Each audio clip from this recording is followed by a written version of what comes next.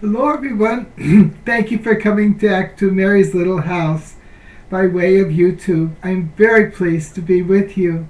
It's a lovely evening. The sun is over there setting in the horizon. It's casting long shadows outside and patches of sunlight are on the leaves. It's beautiful. The leaves haven't started turning yet. There's a few trees that are showing some yellow and some reds, or just as barely, but mostly it's green. I was out with the dogs. Oh, by the way, here's Peanut here. He's watching me do this. He just climbed up. This is Peanut, and Angel's walking around here somewhere. I think she's in the kitchen having her evening meal and a few laps of water. But this is Angel. She seems very cool, kind of a celebrity here. He takes celebrity in stride. He doesn't let it go to his head. So I'm so glad to be with you. So Angel, you want to sit and listen to me? No, he doesn't listen to me. He falls asleep when I start talking, like many people do. Okay, I'm so grateful. We left off yesterday. We're continuing. This is Cindy's song number 13. Lucky number. I'm all against superstitions, and people worry about 13, and unless the mother doesn't either. She visited the children on the 13th of May in 1917. The little shepherds of Fatima. So she doesn't worry about 13 either. So don't you worry about 13. Don't you worry about all that superstitious stuff. You know, it's not worth it. It's a waste of time. Anyway, we left off. We're on Cindy's song number 13, and when Cindy went on a retreat of discernment with Brother Lopez, a Franciscan friar, a Franciscan brother who was in the process of founding a religious order of Franciscans of a very strict observance, and a religious order of sisters too, and wanted Cindy to possibly be the foundress of his order. Remember, he already had his rule approved for both the men. Well, I don't know, both the men and the women. I presume the men too. But anyway, so Cindy went down to Texas. I don't know which part of Texas, but she went down to discern with him. And as we left off last time, she was calling me back and sharing the intense time she was having with Brother Lopez and the group, his staff and our friends and her and the people that came with her, about this possibly being a co-foundress with him of the sisters part, the sisters congregation of the Franciscan community that he was founded. Okay, well, so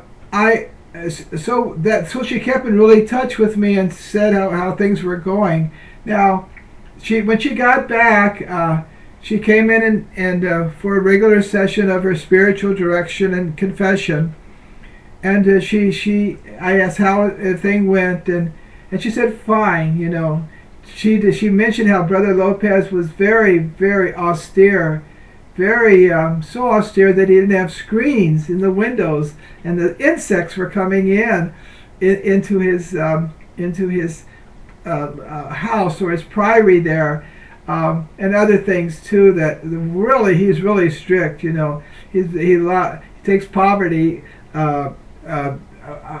really seriously. But anyway, that didn't bother Cindy, except the snakes. The snakes, she has a great fear of snakes, and there were snakes around in that area of Texas. And anyway, sometimes they got in the house, and that was pretty hard on her.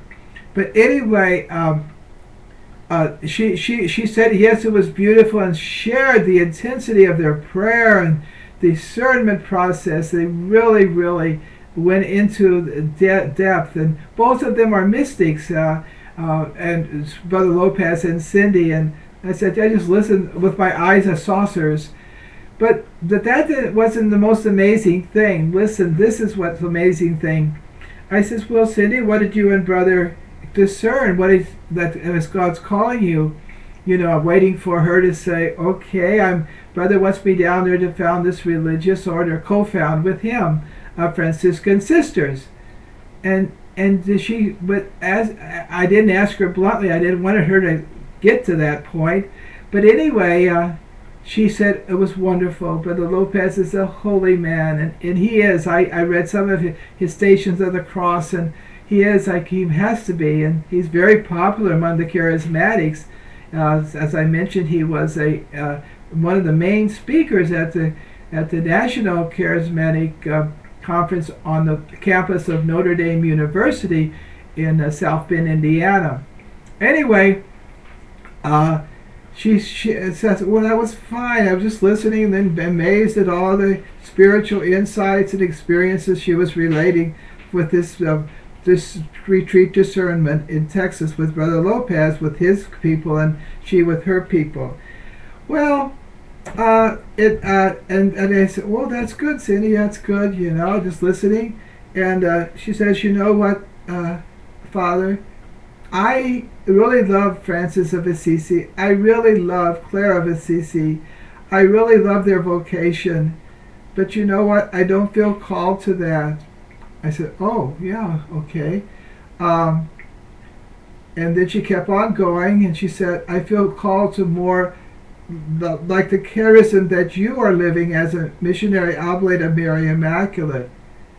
Oh, I listened and, to minding my own business, trying to mind the business of listening to her and discerning God's will for her. And then the most amazing thing of that conference after she got home from Texas was, our Blessed Mother wants you to be the co-founder of this ministry of Mother of God, of the Institute of the Mother of God, the Congregation of the Mother of God. Now that really hit me. I wasn't even thinking in that line. I was just like spiritual directors stand out sort of on the wall. They're not in the city with all the commotion. And to watch and be vigilant for their directees, their regies, but I wasn't thinking in that line. Never thought of that. It never was on my radar screen. And then she said that this is how the Blessed Mother is leading, and this is what they were discerning down there in Texas. And I was just caught, a bit dumbfounded. Well, I said, Cindy, I'm a missionary oblate of Mary Immaculate. I'm a religious priest, and I'm under superiors and everything. But what I can do, and with obedience to the superiors, I will check with them and see if I can be the spiritual director and still live my life as a missionary oblate of Mary Immaculate. Because, and this is, by the way, not something new. It's not because the oblates all over the world have founded religious orders. Some remain as oblates and help the religious order be founded and help it grow and everything and be established. Others became part of the religious order when it's a men's order. Anyway, so that's what we were left off. I was willing to do it, but only at the obedience of superiors. Well, she didn't seem to be bothered by that, and she knows that I always will have to be obedient, and happily so, to my lawful superiors.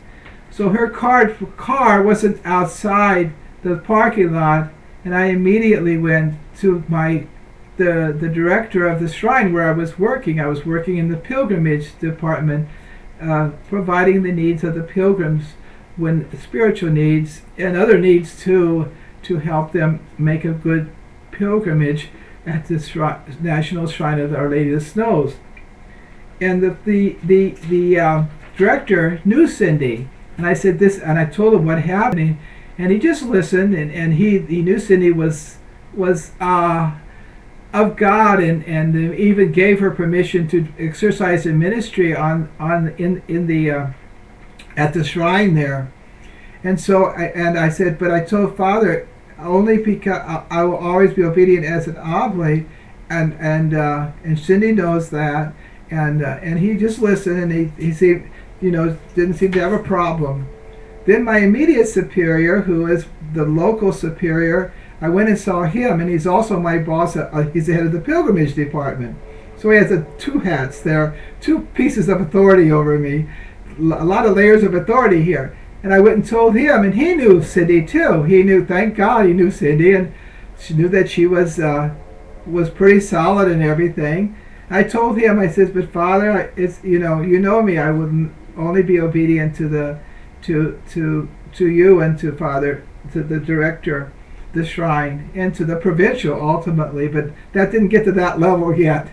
Anyway, so he listened. It didn't seem to have an objection to my helping them. Cindy co-found this new religious order of priests, brothers, and sisters, and lay people. So that was I told them right away, so they wouldn't get any hearsay or anything like that. They would know the first. And I'm sure Cindy's car wasn't down the highway too far when both of these my religious superiors knew about it. Oh, dear people, I just hope you are having a wonderful fall season, a wonderful a sense of the change in the weather, that God is nature is just it's going to get its fall colors and bring out those sweaters that just wrap us around with God's warmth. Those sweaters. And even the radiator will be warming us with the heat that's so comforting. And all of those are signs: the sweater, the beauty of the leaves, the radiator kicking on, filling the house and with warmth, and all of those wonderful things: the apples, the harvest, the grain, the corn. All of that is signs of God's tender love for you. God bless you. Now, I'm so happy to be with you. Thanks for listening listening and viewing. And Peanut, are you awake? Thanks. Peanut's awake. That's pretty good. Maybe I woke her up when I asked. But anyway, Peanut's awake too. God bless you all. And let us pray for each other. Let us help each other on our way to heaven.